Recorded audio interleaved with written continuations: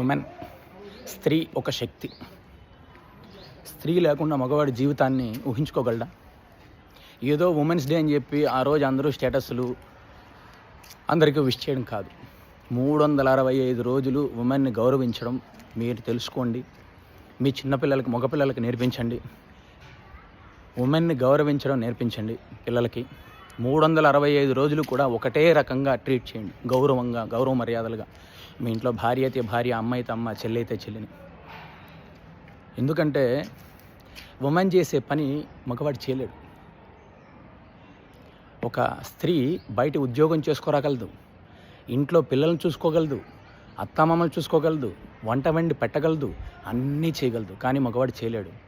మగవాడు కేవలం బయట వెళ్ళి సంపాదించుకోరాగలడు అంతే. కేవలం బయటికి వెళ్ళి సంపాదించుకోరాగలడు. తెలుసుకోండి, ప్రతి ఒక్కరూ ఆలోచించండి, స్త్రీలను గౌరవించండి. అది మీ చిన్నపిల్లలకి, మగపిల్లలకి చిన్నప్పటి నుంచే నూరి పోసి పెంచండి వాళ్ళని. ఎందుకంటే ఈ మధ్య పెంపకంలో లోపమో తెలియట్లేదు, కానీ చాలా అంటే చాలా అఘాయిత్యాలు జరుగుతున్నాయి స్త్రీలపైన. పెంపక లోపమా, లేదంటే సొసైటీ లోపమా, లేదంటే సొసైటీ పాడైపోయిందో తెలియట్లేదు. దారుణమైన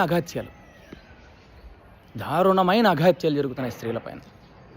వాటన్నిటినీ మనం అరికట్టాలి అంటే చిన్నప్పటి నుంచే పిల్లలకి నూరి పోసి పెంచాలి. ఏదో ఉమెన్స్ డే వచ్చింది కదా అని ఆ ఒక్కరోజు సెలబ్రేషన్ చేసుకొని స్టేటస్లోనూ విష్ చేసి ఇలా చేయడం కాదు. చిన్నపిల్లలకి, మీ మగపిల్లలకి చిన్నప్పటి నుంచే నూరి పోసి పెంచండి. చెప్పండి, మంచి చెడు చెప్పండి.